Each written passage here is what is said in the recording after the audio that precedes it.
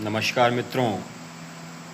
गुरु गोविंद सिंह जी महाराज, दशमेश गुरु श्री गुरु गोविंद सिंह महाराज का जन्म पटना साहिब में 22 दिसंबर 1666 में और उनकी मृत्यु 7 अक्टूबर 1708 में मात्र 42 वर्ष की आयु में हुई।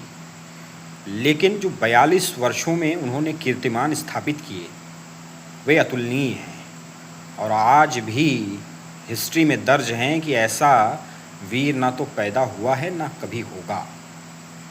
जैसा कि वो कहते थे, 1.25 से एक लड़ाऊं, 1.25 से एक लड़ाऊं, चिड़ियन तय मैं बाज तुड़ाऊं, तबे गोविंद सिंह नाम कहाऊं। अर्थात कि 1.25 की फौज से एक को लड़ा सकता हूं। इतनी ताकत, इतनी क्षमता मेरे वीर सिखों में है, मेरे सैनिकों में है, मेरे मानने वालों में है। चिड़ियन ते मैं बाज तुड़ाऊं, चिड़िया जो है बाज के सामने युद्ध करेगी, बाज से टकराएगी, तबे गोविंद सिंह नाम कहाऊं, तब माना जाएगा कि गुरु गोविंद सिंह का अनुयायी है ये। इतनी वीरता, इतना ओज, इतना प्रताप, ये सिर्फ गुरु गोविंद सिंह में ही हो सकता है। अपने 4 साहबजादों को उन्होंने देश के लिए, धर्म के लिए शहीद किया।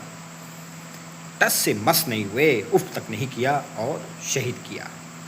रणभूमि में जाने के लिए प्रेरित किया, 2 को तो उसमें प्रेरित किया, बाकी 2 छोटे साहबजादे अब माता गुजरी दीवार में चुनवा दिए गए।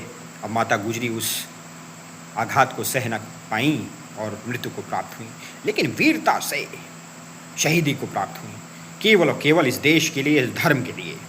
तो हमारे वीर, हमारे पूर्वज, ऐसे महान लोग इतना त्याग, इतनी तपस्या किए थे। और आज हो क्या रहा है समाज में? हमें कभी भूलना नहीं चाहिए उनकी तपस्या को, उनके त्याग को। हमेशा दिमाग में रखना चाहिए कि कैसे उन्होंने त्याग और तपस्या की, तब ये भारत देश आज भारत बना हुआ है। इसी तरीके से यूनिटी के साथ, हिम्मत के साथ अपने गुरुओं का आवाहन करते हुए, अपने महापुरुषों के विचारों पर आगे बढ़ते हुए आगे बढ़ना होगा, तभी भारत श्रेष्ठ होगा दुनिया में भी और स्वयं सही रास्ते पे चलेगा। तो आज हमें गुरु गोविंद सिंह के रास्ते पे, महान गुरु गोविंद सिंह दशमेश गुरु, ये केवल सिखों के गुरु नहीं हैं, ये इस भारत देश के गुरु हैं। सभी को इनका सम्मान करना चाहिए और इनके बताए हुए रास्ते पे इनके जीवनी को पढ़ना चाहिए। तब हमें पता चलेगा इतनी छोटी आयु में और गुरु श्री तेग बहादुर सिंह की परंपरा को आगे बढ़ाते और बाकी गुरुओं की भी परंपरा को बढ़ाते हुए कैसे इन्होंने त्याग तपस्या किया और बाद में गुरु ग्रंथ साहिब को ही गुरु बनाया और खालसा पंथ की स्थापना की। कभी नहीं भूलना चाहिए। धन्यवाद।